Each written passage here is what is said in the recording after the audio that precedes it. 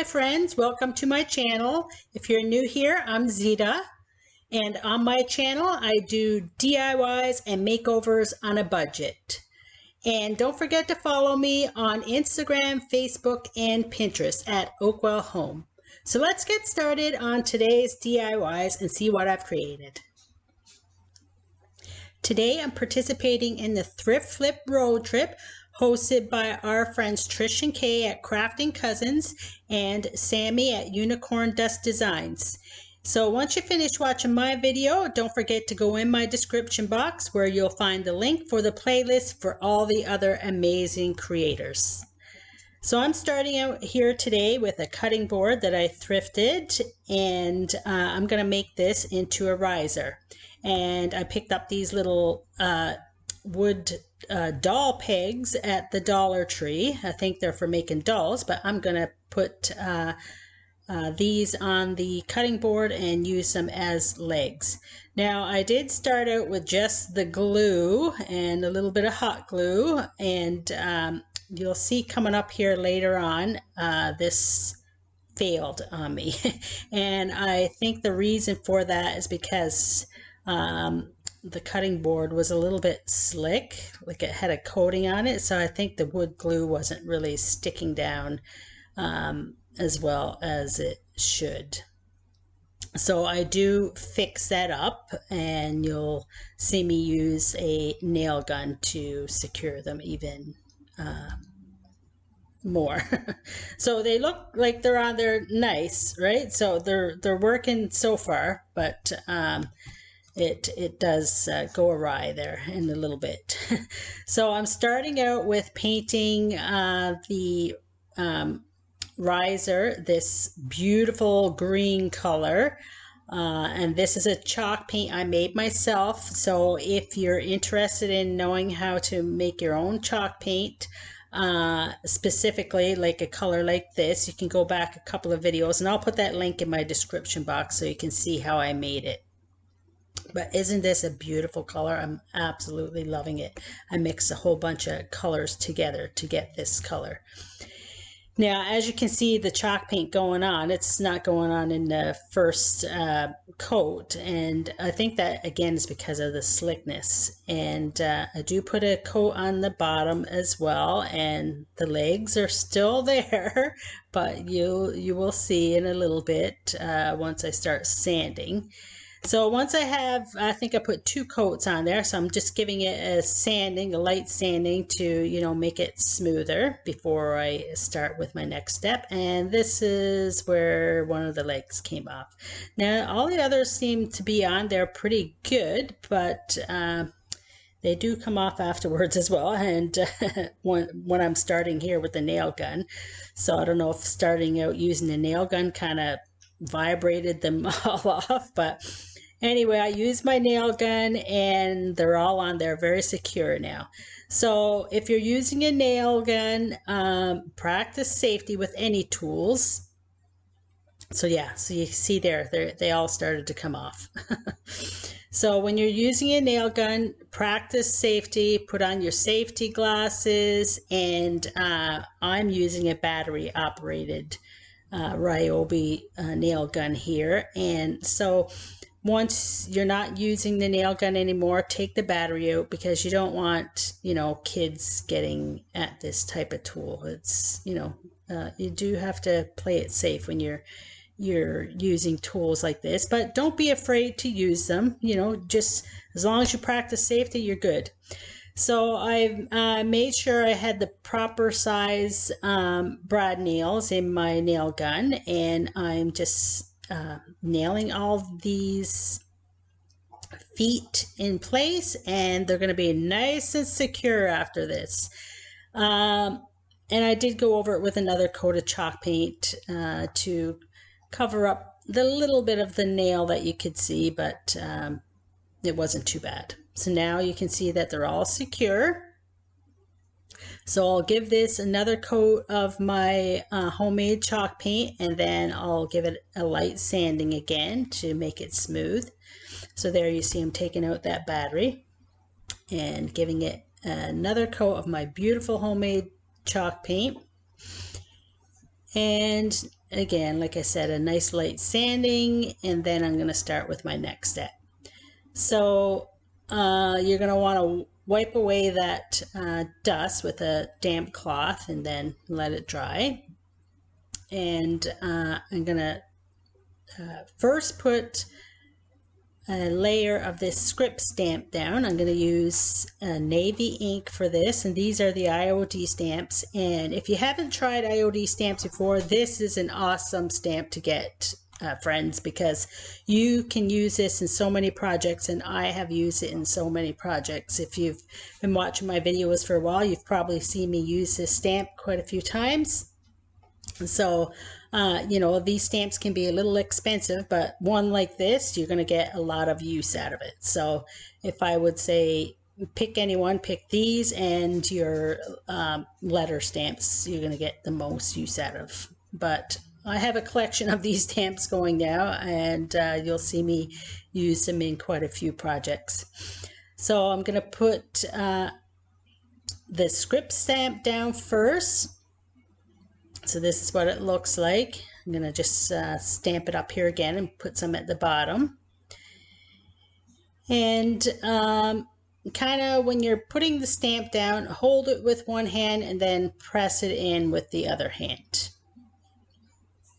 So once I have this script stamped down, before I start my next step, I am going to let this dry. I just let it dry overnight. You can probably try a heat gun or a hair dryer to speed up the process, but I just let it dry overnight. So what I'm doing here as well is I use that same blue ink and put it around the edges to give it that distress look. And this is a sticker I picked up at the Dollar Tree, friends. Isn't this beautiful? Absolutely beautiful. Now I do have some transfers, but I wanted to give you know, another idea that you could use if you don't have transfers on hand. But doesn't this look so real? Now, what I would have done differently here, because I do use a polyvine wood varnish. Now, this is in a dead flat, it's called, so it's not going to have any sheen. And this sticker had a little bit of a sheen to it, so I wanted to take that away so it didn't look so much like a sticker, that it looked kind of like, you know, a transfer, that it was part of the riser. So I'm just going to put all of this on top. So like I said, what I would have done differently here is I probably would have applied my polyvine, or, you know, Mod Podge if you have it, or whatever decoupage medium. I probably would have applied that on the bottom first and then put that sticker on, because I think it would have stuck a little better, because you'll see here later on, like around some of the edges, like they were coming up. And so yeah, if you're going to try this one with one of the Dollar Tree stickers, see how it's lifting there? Just use your Mod Podge or your whatever decoupage medium you have. If you have some of this polyvine, just put it on the bottom. So I just kind of lifted it up and put some underneath. I was trying to get the whole piece up again, but it started to rip in a little area, so I stopped it and just kind of put it underneath around the edges. But this turns out so beautiful, you would never even really know this is a sticker. So I let that dry and gave it another coat, and this is what it turned out like. Let me know in the comments what you think of this beautiful piece. It has that nice romantic look, doesn't it?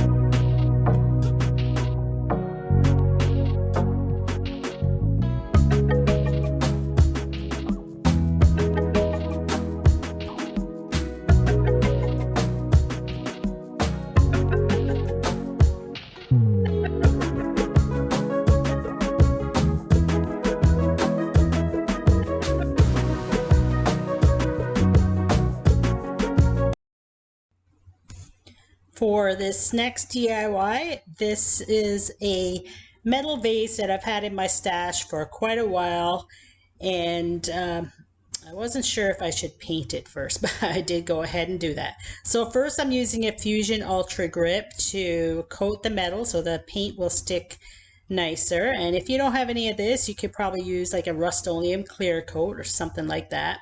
that's going to help your paint stick to the metal, because sometimes if you don't use that, your paint's going to come off the metal. So that's what it looks like before it's dry. It looks kind of creamy, but it dries translucent color. So that's after it's dry.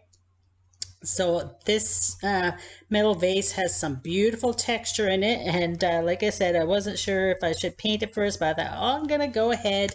I'm gonna paint it this beautiful green again with this homemade chalk paint that I made, and it turns out absolutely gorgeous.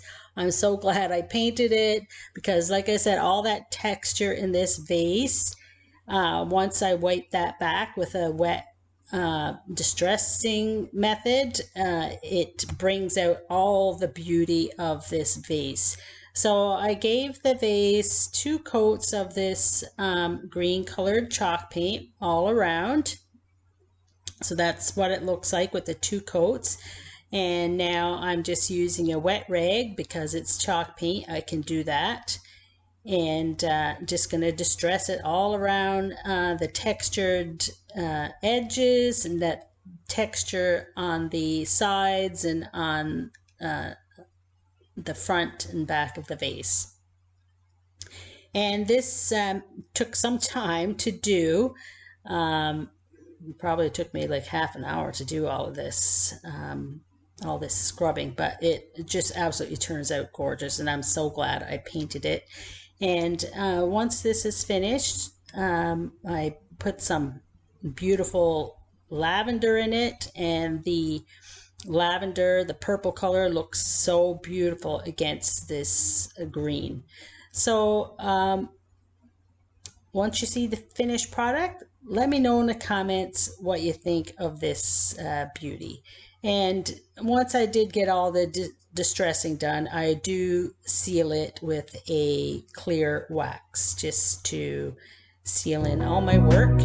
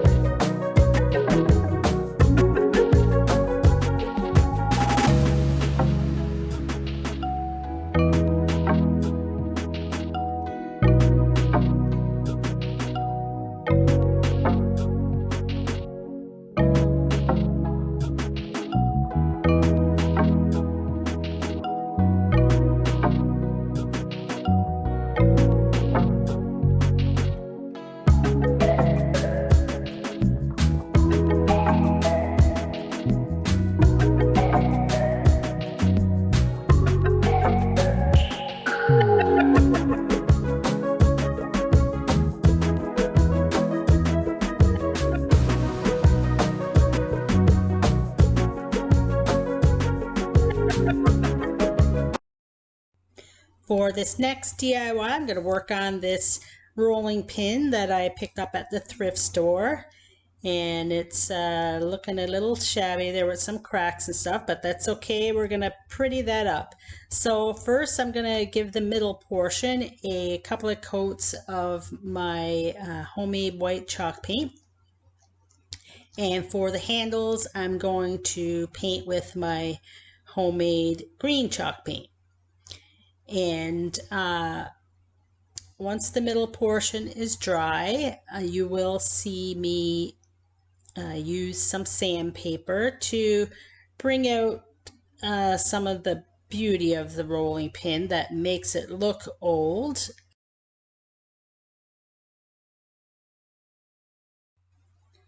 So this is what it looks like after it's dry. So I'm using some sandpaper here. I think it's like an 80 grit or something like that. And I'm just giving it some sanding all around, you know, where the cracks are, and then I'm going to apply a transfer on top of that. So yeah, this is going to make it, you know, give that antique-y kind of look. So I'm going to wipe that down to get all the dust off, and then I'm going to apply some Prima Redesign transfers. And actually, before I do that, I'm going to paint the handles green, and then I'm going to let that dry, and then I'm going to apply my transfers. So if you have a box like this is a great way that you can sit your rolling pin on something like this and just let it dry so nothing touches the handles. This is a milk box that had some oat milk in it. So that's what the handles look like when they're dry. And I'm also going to give these a sanding, and that's going to give it that, you know, the antique look. I don't want it to be too pretty. I want it to be pretty, but not too pretty. I want it to be antique style pretty. So again, once I have that sanding done on the handles as well, I'm going to wipe away that dust, and now I'm going to apply my Prima Redesign transfers. And I was going to use this long flower here, but you'll see me go in another direction because I like the length of that flower, but there was another floral print in there with the blue and the green that I thought looked a lot nicer with the color of the handle.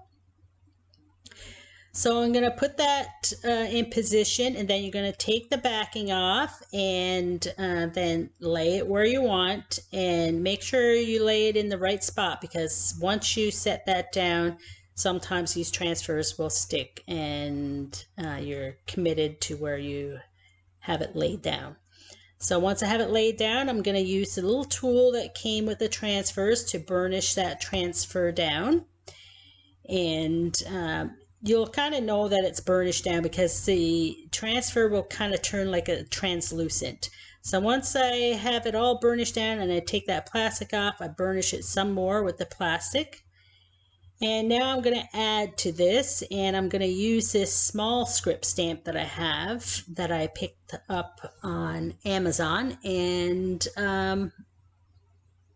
I'll see if I can find it on Amazon, and I'll put the link in my description box if you want to purchase something like this for some of your projects. This is a little smaller script that you can use for small projects.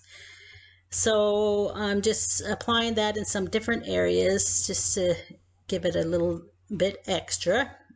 And you're going to want to let this ink dry, and I let it dry overnight just to make sure it's really dry, but you can use a heat gun or hair dryer. And now I'm applying a clear wax and to seal everything in, and once I have the clear wax on there, I'm going to use my black wax. The clear wax is going to act like an eraser just in case you apply too much black wax. Once I apply my black wax, I'm using a rag here or a tissue to wipe some of that back, and this is what it looks like. Doesn't this turn out gorgeous? Let me know in the comments what you think of this one and what you thought of all of these DIYs today. I hope they gave you some inspiration. I thank you so much for watching, and I'll see you in the next video. Bye!